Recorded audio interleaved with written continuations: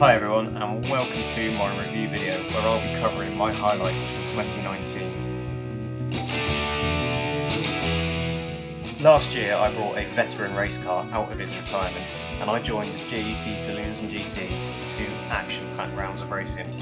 It all starts, as all good stories do, in a field in Aylesbury.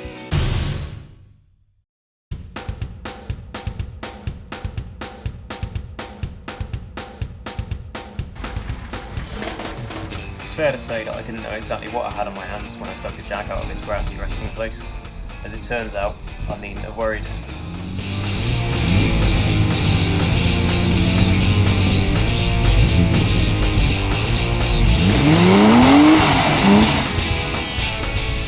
Once we had the Jag together and running, the next step was very clear. We had to take it to the track. Okay, the harness is on. There's no getting away from it now. Nothing's exploded yet. How terrifying. So it's noisy in here, it's hot. Oh. Woo! Woo! Woo! Really? Quite good. This is a hell of a machine. Christ! Wow! Wow! Oh, it's brilliant! It's fair to say that I was quite surprised out at home the Jag was on the track, but then it's just as well. It's a championship winning car.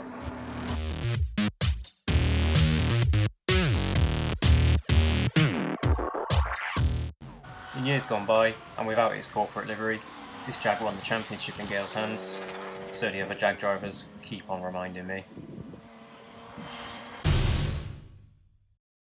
I'd never spoken to any of the Jaguar drivers before I turned up in the paddock at Thruxton. Before I knew it, I had a load of beers down my neck and a far too spicy sausage in my belly. Cheers to that, Michael. The truth is, it's the most warm, inviting and welcoming paddock that I think you could ever find in club racing. The drivers are all there for a good crack and no one's taking it too seriously. Life's too short. Despite this relaxed atmosphere in the paddock, the racing is about as fierce and competitive as you could possibly hope for. So, what makes JEC racing great? Well, the first thing is the class system.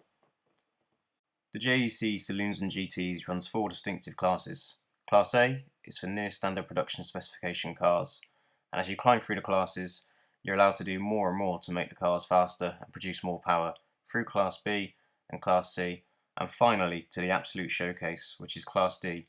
This is where the bravest drivers pilot the most powerful cars.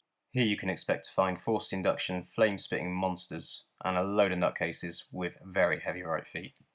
What's special about this class system is that the same number of points are awarded to winners of each class, which means that the overall championship winner could come from anywhere on the grid. Each class has its own unique dynamics, and trust me, there's no such thing as an easy class. This is a very hotly contested championship. So why does this make JEC racing great? Because it lowers the barriers to entry. It's a common affliction in club racing that victory is going to find its way into the hands of the man who spent the most money on his car. But that doesn't need to be the way here. Class D is the dangling carrot for those who want to build an absolute monster race car. But for those of us who just want to get on the grid and have a good honest race as cheaply as possible, the championship framework allows us to do so. The championship runs on spec Toyo tyres, and cars and parts are cheaply and widely available. I run in Class B, and my annual budget is broadly comparable to running a pretty average tin top or hot hatch racer. I know what I'd rather have.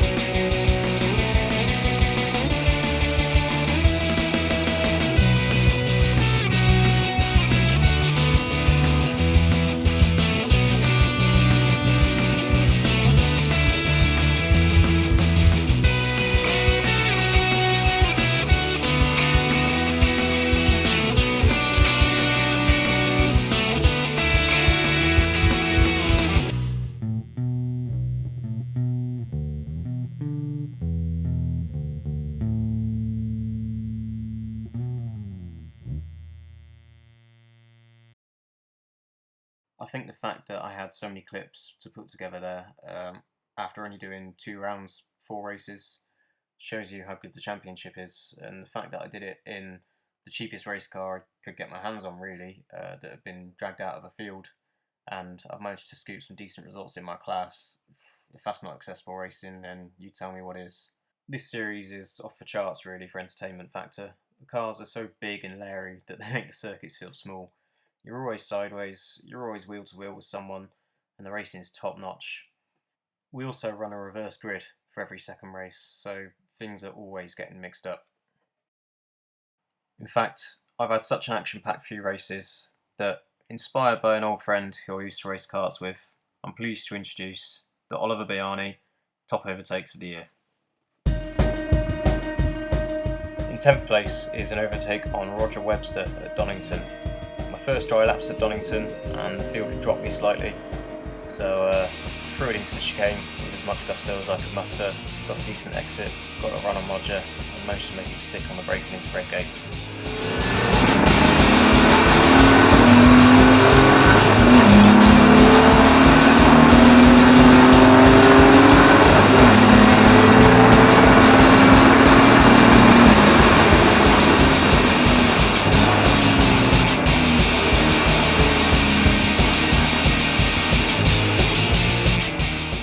In 9th place is getting past Nick Strong up the Woodham Hill at Thruxton.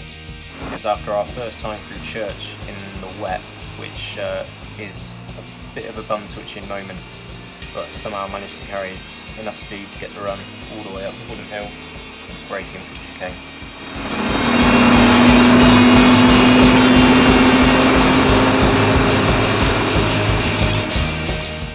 In 8th place is Simon Lewis at Donington Park for the chicane. Simon was having some issues with his brakes, and he was a bit like the cork in the bottle at this point. Everyone's behind him, but he's defending for his life. But I managed to get outside him, underneath him once and twice at the chicane to get the exit. And Simon bailed on this race in the end because of his issues, and he'll say that he bailed before I got past him, but I definitely reckon I had the traction to get it done.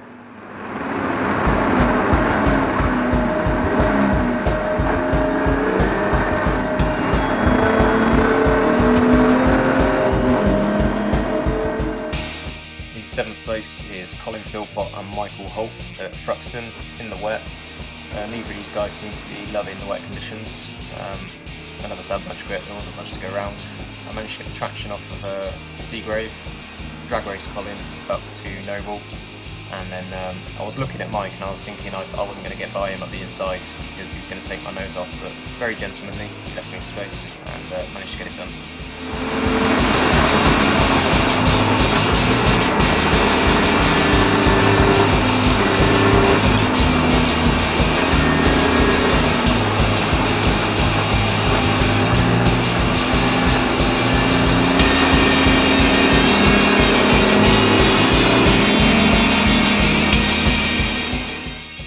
In 6th place is Dean Sewell and Lawrence Bull at Thruxton, the second race. This is after my second year on AWOL at the start, and I dropped right to the tail of the field, which I think inspired me at this point, rather than following Dean through, to try and go for the inside, where that space was always going to close under normal circumstances, but managed to go long enough on the brakes to get around Dean and slow it for the entry complex. In 5th place is Simon Dunford at Donington. I was trying to get underneath Simon for the exit of the old hairpin, couldn't make it, so instead I've stayed with him right up to Schwantz curve. I pulled out at Schwantz onto the braking for McLean's, about as late as I could get away with on the brakes, and about as tight a line for McLean's as I could get away with, and managed to get it to stick.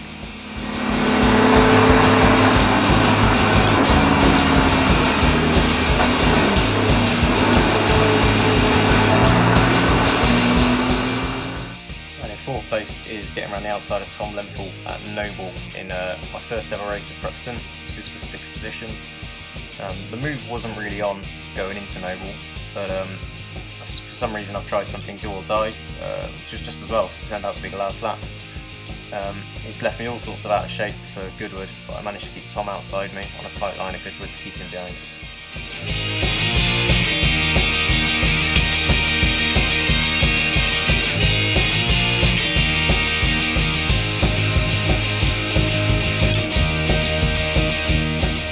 In third place is getting around Daniel Stewart and David Ringham at the race start at Donington.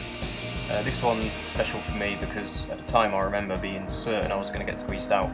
There was a wall of Jags developing on the inside of the track, so I've gone wide and just about found a Jags width to go long on the brakes around the outside of both of them.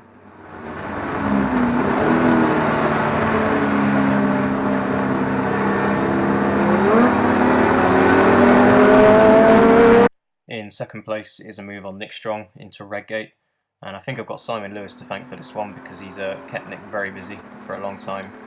And I've missed a gear coming off of Coppice this lap, I seem to remember, which has left me quite a way behind, but I've got a mega exit from the chicane, probably the best one I had all race, and now I'm taking a look at them. It's not really on, I don't think, until Nick changes gear right about here, and that's just given me a little bit of impetus to get the run. It's still not really on, but Nick's given me the space, and we've gone side by side through Redgate.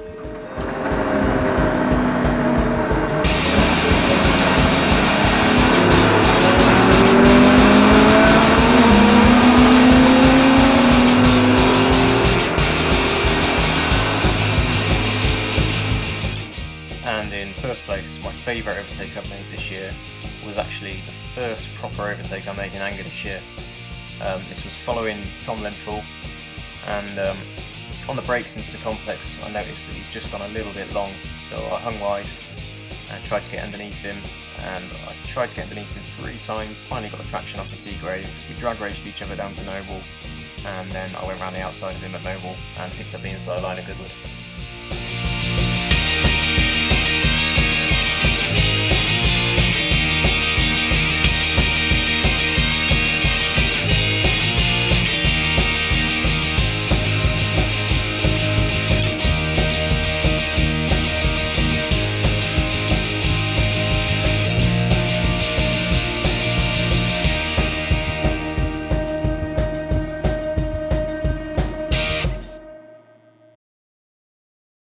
And now it's only fair to count down the top overtakes on me. First up and in 5th place is Michael Holt on the Donington at Coppice. And this is the first race at Donington. The conditions are absolutely bleeding awful. It's just become survival at this point. So I was very surprised when I was braking for Coppice. I glanced in my right mirror and there Mike was. There was nothing I could do about him.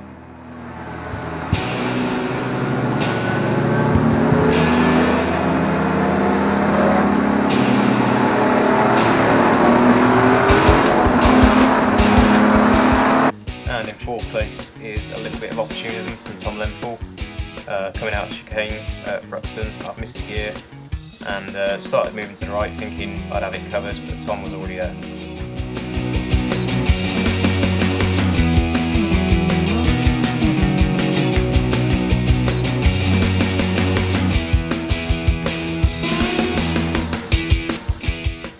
And in 3rd place is Sam Clark at the start of race 2 at Donington. This race I was hoping I could sort of hang on to Sam to show me the ropes for a little while. I was sorely disappointed as it turned out. He was very quick, but I thought that I'd stopped him from getting anywhere going into Redgate, but alas, come around the corner on the outside and suddenly there he was and off he went.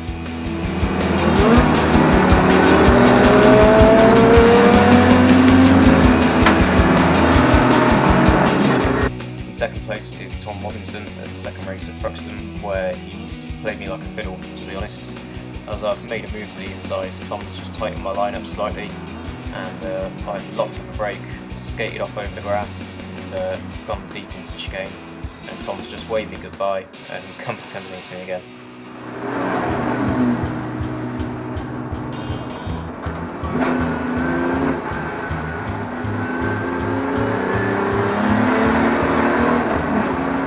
And the best overtake that I think anyone's made on me this year was Tom Lenthal at Fruxton in the first race.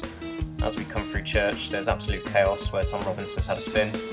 Simon Lewis has lost all of his speed up Woodham Hill, so we both go either side of him and into the braking for the chicane. I've tried to go long on the brakes to keep Tom behind me, but I've had to go a little bit wide because of Chris Boone in front of me, and Tom has just totally taken advantage of it, got his car at the inside, and I never saw him coming.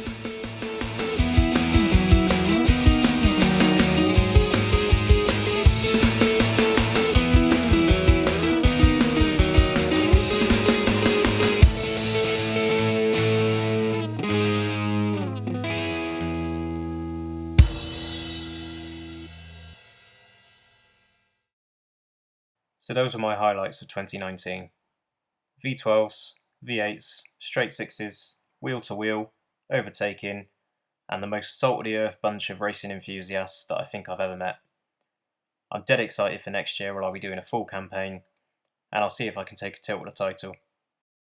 Hopefully you'll follow my progress via this channel and the Mike Seaborn Racing Facebook page. There's bound to be action.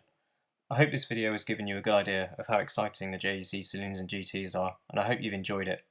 See you next year.